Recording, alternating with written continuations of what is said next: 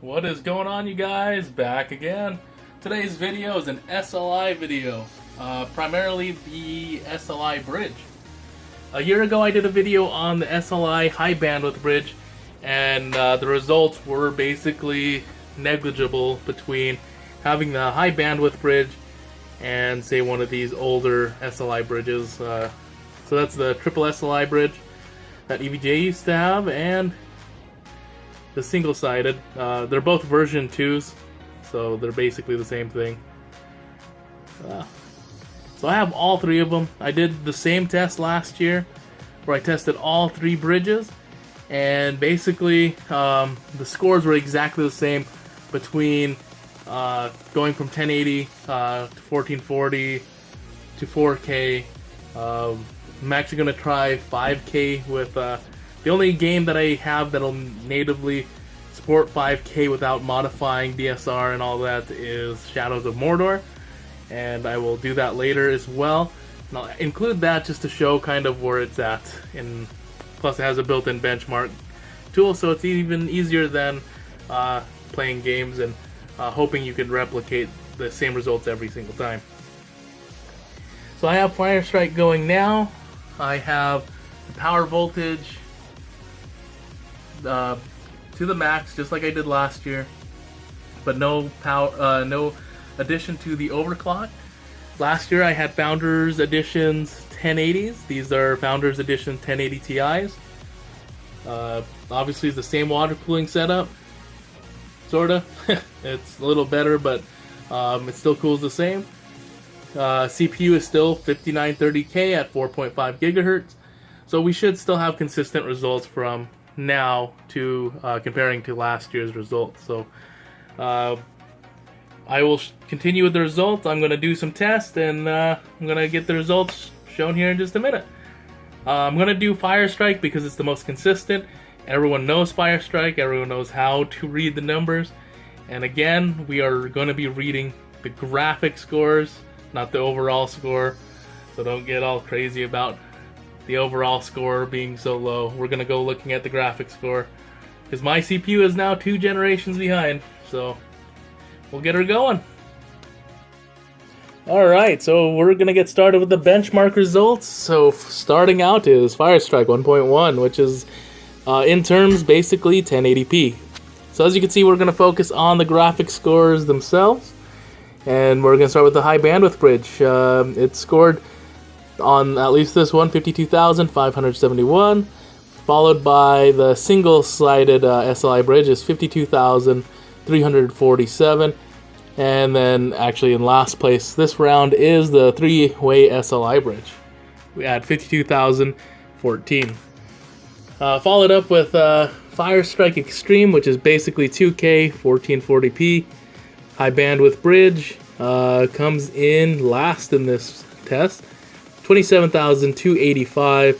SLI, the single-sided SLI bridge is 27,355, and the three-way SLI bridge is 27,349, coming out at second, where the single-sided SLI bridge actually did the best. Here's Fire Strike Ultra. In terms of that, it is 4K resolution. So starting with the high bandwidth bridge. So the high bandwidth bridge is 13,654, followed by the single-sided SLI bridge is 13,740, and the last but not least, the three-way SLI bridge, which did 13,717. So as you could see, that the SLI bridge here that did the best is the single-sided. And I know people are going to bring up, oh well, SLI, they did claim going 5K and above, so you'll actually be surprised at the actual results in gaming at 5K and above. So we'll get to that here in a sec, and just want to let you know, I did test each test 3 times just to get the score, and I picked out the best score out of all 3. So that's how I chose the scores to show you there. We're going to move on to Time Spy, which is the newest benchmark relating to at least Fire Strike. So here it is. Here's Time Spy, As you can see, the high bandwidth bridge came in at 19,754. Single-sided came out 19,830, and then the triple SLI bridge came out at 19,852. So carrying on, I did do Shadows of Mordor because that one actually has each resolution without having to adjust a bunch of stuff. So the first benchmark we have here is the 2K resolution at 2560 by 1440. G-Sync and V-Sync are off, and to begin with, we have the high bandwidth bridge at 189, single-sided 191, and the triple SLI bridge at 189. Literally just 1 FPS, 1 to 2 FPS, 3 at most between all three.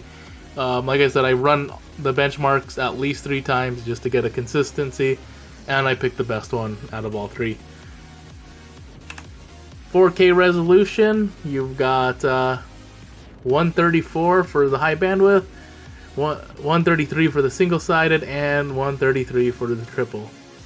Like again, just with the last results, they are consistent with maybe 1 or 2 FPS.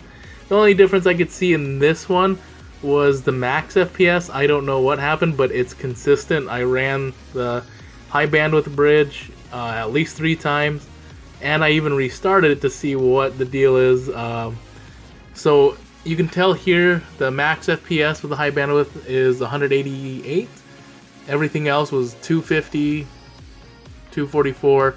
But if you look at the minimum FPS, the high bandwidth bridge held it at 83, while the other two dropped down to the 60s. So that is showing a benefit there, which is a good thing. We want to see that. So moving on to the next resolution, which is the last one, which is 5K. High bandwidth bridge 84, single-sided 85, and the triple SLI bridge at 84. This one's a little different than the 4K one.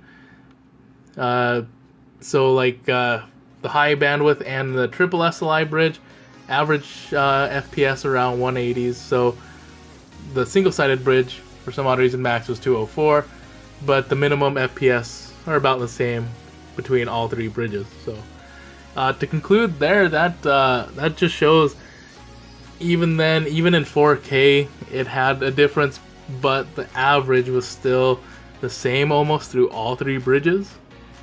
So I know I can go on and on testing games and making this video last longer. I've tested a few other games like Gears of War, and it's the same result all the way across the board.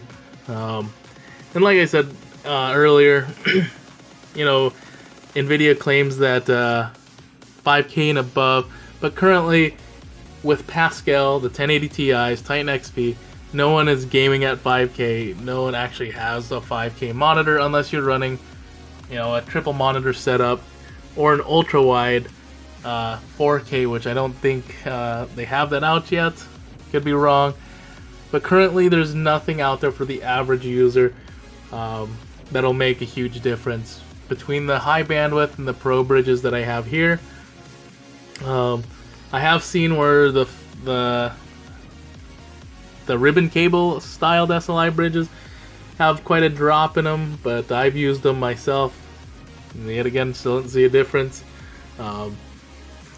But that was a year ago. I should have tested it, but I couldn't find my ribbon cable ones, so we stuck with these 3 the 2 older ones and the newest one. But you know, if you're gonna buy $1,400 worth of video cards, why wouldn't you just get the newest SLI bridge? Why would you go back to an SLI bridge that came out a few years ago? You might as well spend the $10 more for the high bandwidth bridge, especially when some of the companies have some really good SLI high bandwidth bridges anyway. You might as well just pay the $10 more and get the one that you want. So there's really nothing bad about the SLI bridge, but it wasn't as big as of an improvement as NVIDIA claimed. So from last year to now, the conclusion's still the same. Even with the drivers and everything else, did not make that much of a difference between the 3. Well, I hope you guys enjoyed the video. I tried to keep it consistent as possible with the benchmarks. Let me know if you guys had any different results, because obviously everyone has different results. We have different rigs. Everyone's unique. So let me know what you guys think down below. I'll catch you guys in the next one.